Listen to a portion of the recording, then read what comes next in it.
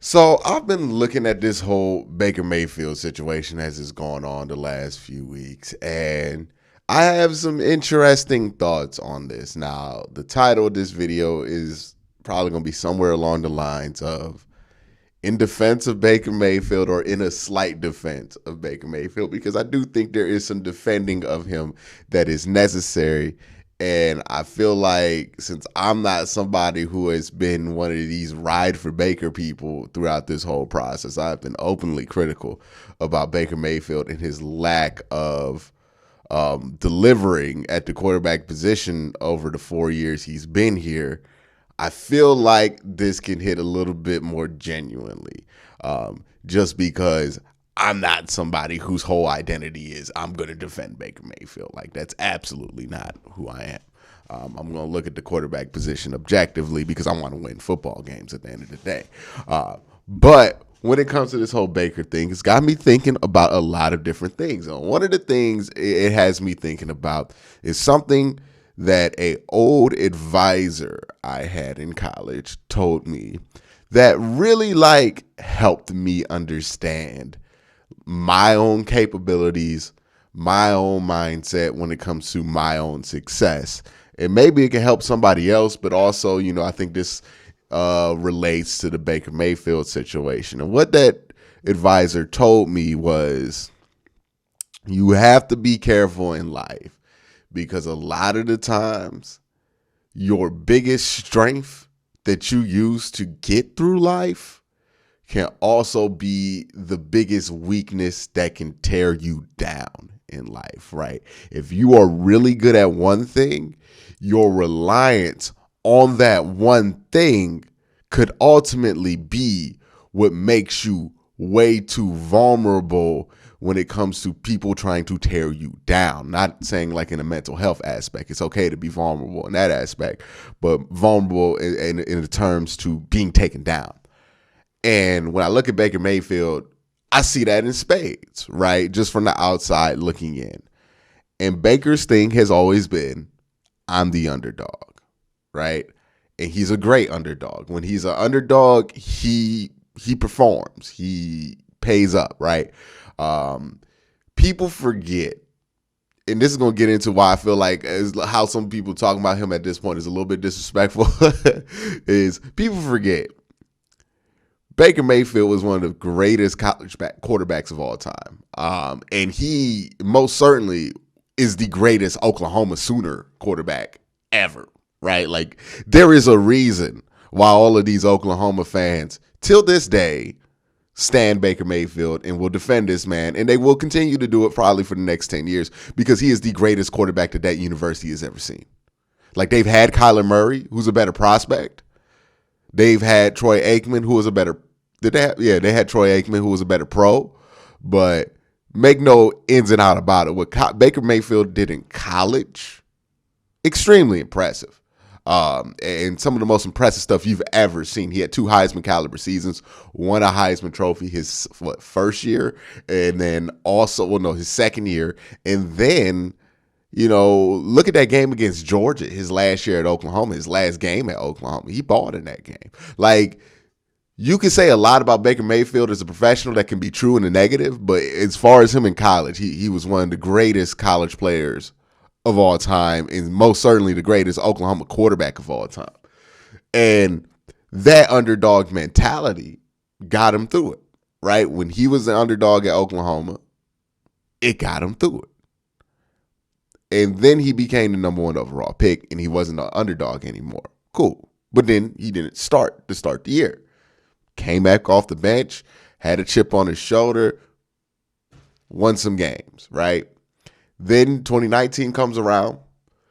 Everybody's saying the Browns are a Super Bowl contender, and they go under 500. They have a horribly disappointing season, and Baker Mayfield has a horribly disappointing statistical output, especially. Now, there's a lot you could go into that, but they disappointed. 2020, nobody's really checking for the Browns, overperformed. 2021, everybody's checking for the Browns, underperform again. Now, again, A lot of things went into those negative seasons, but also a lot of things went into those positive seasons that were outside of Baker Mayfield's control, right? Like all of his things like had a lot of variables go into it, whether it was positive or negative. It seems like we only care about the variables when he has a negative season, but the variables also mattered in the positive seasons as well, right? He had one of the greatest offensive lines ever in 2020. It's just never going to happen again.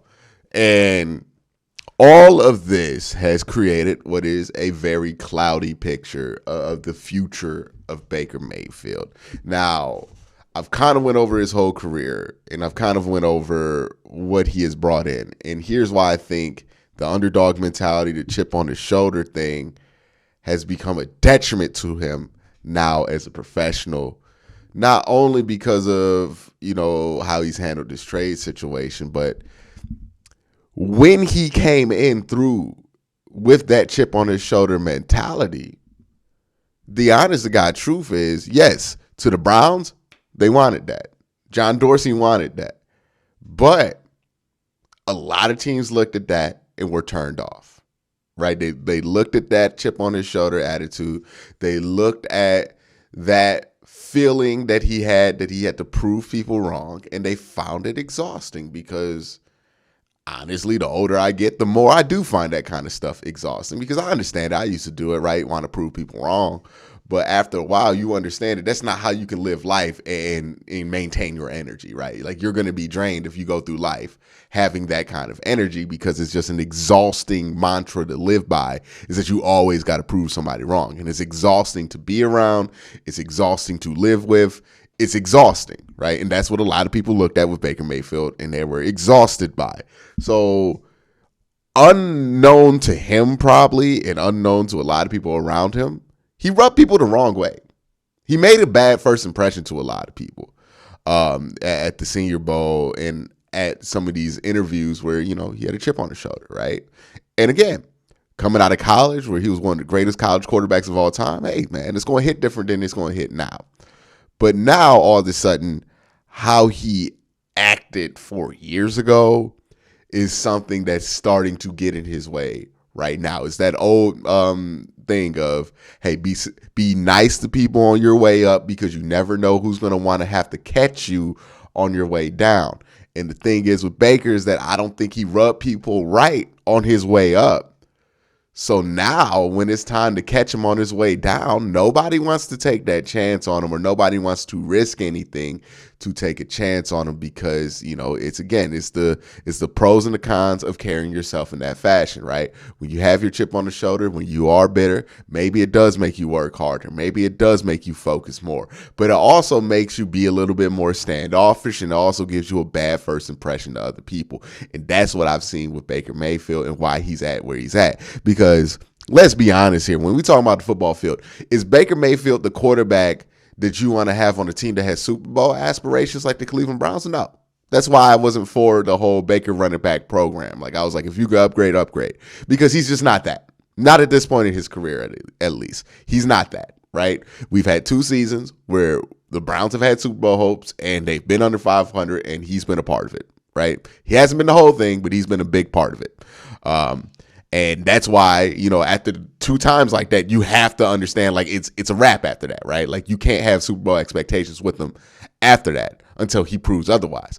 And that doesn't mean just because he doesn't fit this use case for the Cleveland Browns, right? A use case that maybe 10 other teams have in the NFL. And realistically, of those 10, maybe 7 should really have those, right? 3 of them are kind of deluding themselves. But since not every team has Super Bowl aspirations for this season. I know every team wants to win the Super Bowl, but not every team really thinks they're going to win the Super Bowl. And for those teams, Baker Mayfield is an upgrade for most of those teams. And this isn't a guy who could play in the NFL if you get some things right. He can play in the NFL. He is an NFL quarterback. I know his numbers were terrible last year. A lot of that had to do with mental processing not being right. A lot of that had to do with friction with the coaching staff. But a lot of it also has to do with his injury. I don't expect him to be that terrible next year, right? Like he'll be better than he was last year, next year, whatever team he's on if he gets an opportunity to play. But the idea that we're going to look at Kenny Pickett and convince ourselves that Kenny Pickett is a better starting quarterback option than Baker Mayfield is ridiculous. The idea that you look at Matt Corral, Malik Willis, like this is ridiculous at this point, right? Baker Mayfield right now as a prospect is a better bet than any of the quarterbacks coming out in this draft. And I know some of you guys might be Malik Willis fans and buy into his tool set and all that, but that don't really change much, right? Like Baker Mayfield coming out of college and right now is just, you know that Baker Mayfield can play in the NFL. We don't even know if Malik Willis can play in the NFL. It's a better bet. It is a much better bet, right? There is the stuff with him rubbing people the wrong way. There is the stuff where you don't feel like he can handle competition. There is the stuff where you feel like, he thinks that he's a superstar quarterback when he's an average quarterback, right? And that's maturation that you're going to have to bet on. But I'd rather bet on that than bet on a dude who I don't even know can play, right? Like we know that Baker can play in the NFL. And that's where we have gotten to this whole thing where it's become a discussion about him like this is Sam Darnold. Like, and let me be clear on this. Sam Darnold, we don't even know if Sam Darnold can play in the NFL, right? Like we have had 5 years of Sam Darnold 4 years of Sam Darnold in the NFL. We don't know if he can play. We know Baker can play. We just don't know how good he can be, right? And that's a whole different conversation. The idea that the Panthers are good on Baker Mayfield because they have Sam Darnold is ridiculous, especially if the Browns are willing to eat some of that money. The ideal that the Seahawks are good on Baker Mayfield because they got Drew Lock. Again, ridiculous. These are guys that we don't know if can play and have had years to prove that they can play. Baker Mayfield proved that he could play in his first year, right? He's had up and down moments since then, but you know that Baker Mayfield can at least play in the NFL, right? And again, if Baker maybe doesn't do some of this stuff with rubbing people the wrong way, with having this chip on his shoulder mentality, maybe things look different for him. Maybe there's a team begging to get him, right? But the issue with that is you can't separate that from who he is, and who he was somebody who needed that to be to where he is. And we don't know if he gets to where he is without that chip on his shoulder. So it's one of those catch-22 things. It's something he needs to adjust now, because it doesn't serve him anymore. But I can't say that he should have changed that the whole way, and kind of how he started is why he's in this situation to begin with. And that's where I'm at with Baker. Like, I think we get to a place as NFL fans where we don't know what to do with average.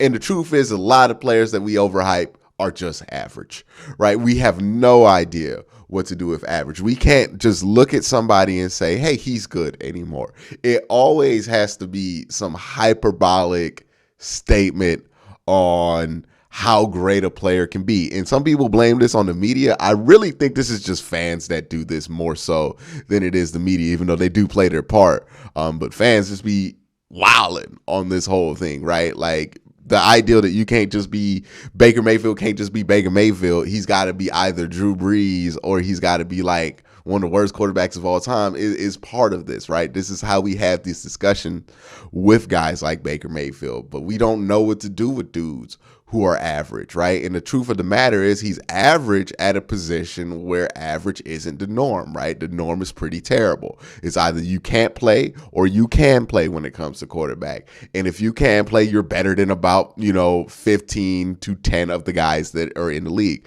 And the truth of the matter is that the fact that the trade market is this weak on Baker Mayfield means that people are buying out of Baker Mayfield for things that are not related to his play on the field, because his play on the field is not great.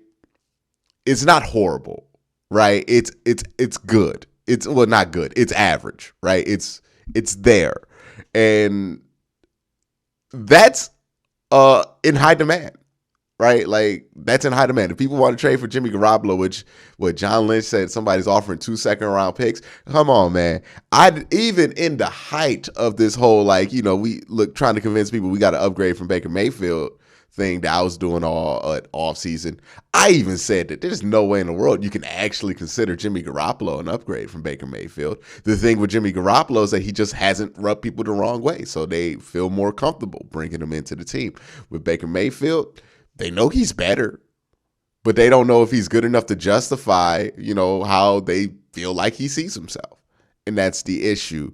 But that, I don't know. I think teams should be more willing to take a chance on that than on a dude who we don't even know can play. Like, if we're going to say in the NFL that all that matters is what you could do on the field, we're saying that with Deshaun Watson because off the field, that thing is a mess. But on the field, we know it's not. So that's the thing that we give ourselves with Deshaun Watson. Then why is it that Baker Mayfield's not afforded that same thing, right? When we talk about his trade value, where it's like, yeah, he has these things that people feel like, are kind of like annoying to deal with. But we know that he's a good enough quarterback to where he should probably start somewhere. And that's where it's at. And I'm not a Baker Mayfield defender by any means, but the ideal that people are telling me that Kenny Pickett with his 8.5-inch hands, which are hysterically small. Like Joe Burrow got clowned for his 9.25-inch hands that he had. This dude has a whole inch smaller hands than Joe Burrow. Like they're hysterically small. His hands. Like no quarterback has ever been good with those hand sizes ever in the NFL. The idea that you're going to say that Kenny Pickett, who's had one good year in college, who has a weaker physical skill set than Baker Mayfield, and worse tape in college than Baker Mayfield versus worse competition than Baker Mayfield is somehow a better bet than a dude who has already proven he can play in the league is ridiculous. That's just disrespectful. The idea that you think Sam Darnold, after Sam Darnold has thrown 24 interceptions, 18 touchdowns in the last 2 years, is somehow a comparable bet to Baker Mayfield is ridiculous. Now, did you think Drew Lock? That's ridiculous. Daniel Jones, ridiculous. Like, there are a lot of guys who people are saying are just as good as a bet as Baker Mayfield. I find that argument ridiculous if we're talking about what a person could do on the football field. And again, I'm not saying Baker Mayfield's this great quarterback or he's going to be a top 10 quarterback anytime soon, but he's definitely going to be somebody who could start. And that's the issue. It's like people acting like this dude can't start. And that's ridiculous. The ideal that they could trade Case Keenum for a 7th round pick and not have to eat any of that $8 million that they traded for to the Buffalo Bills. But you might have to eat up $14 million of Baker Mayfield's salary to trade him if this goes to Teddy Bridgewater's scale. So you could end up trading Baker Mayfield for less compensation or equal compensation to Case Keenum while also having to take more money in than you did for Case Keenum is ridiculous. Like, that is flat ridiculous. Baker Mayfield is much better than Case Keenum. I know Case Keenum got his stands out there, but let's be real, man. But Case Keenum ain't good. Case Keenum ain't starting for a whole season. You're in trouble if Case Keenum starts more than 3 games for you. And even then, Case Keenum started 2 games this year. This team stunk. So that's where I'm at with this whole thing. Let me know where you're at. Look, I know I'm not a Baker Mayfield defender. I know I have not been anything close to that, but even I have to say, the idea that some of these dudes are better than Baker Mayfield, it's just kind of ridiculous. Like, we've seen him do stuff that a lot of these guys have never, like Sam Darnold ain't never had a whole season like Baker Mayfield's had 2 of. It gets ridiculous on that front where I think people are talking about him as if he is this massive bust, where he's not a bust. He's just not the best quarterback in this draft class. And he's just not a Pro Bowl level quarterback, right? He's not a above average guy. He's an average quarterback. But again, average ain't the norm in the NFL at quarterback, right? Like, there's not a lot of guys who can be average in the NFL. As weird as that sounds, but when we're talking about an average level of play, a C+ level player, Baker Mayfield is that, and there's not a lot of C+ quarterbacks out there. There's a lot of D's and there's a lot of F's, but there's not a lot of C+ guys. And that should still be a debate. And the fact that people are trying to make the Browns eat a draft pick to trade what is a C+ level quarterback is ridiculous. It's ridiculous. A lot of it has to do with how Baker Mayfield has rubbed people throughout his career, but also a lot of this is just pile it on at some point. But yeah, that's my thoughts. Let me know what you think in the comment section below. I understand why his trade value is as low as it is. Like, I'm not acting like I don't understand it. I fully understand why his trade value is as low as it is because of how his camp has handled things. But also, I do find how low his trade value is, even given those circumstances, still kind of ridiculous, given that, there aren't that many quarterbacks that you can definitively say that are that better than him that are available right now. Like, Marcus Mariota ain't. I don't know if Jameis is. there's a reason why the Browns weren't willing to just let him go for anybody, even before they got Watson. So that's my thoughts on this whole thing. Let me know what you think in the comment section below. Y'all have a great day. Have a good night.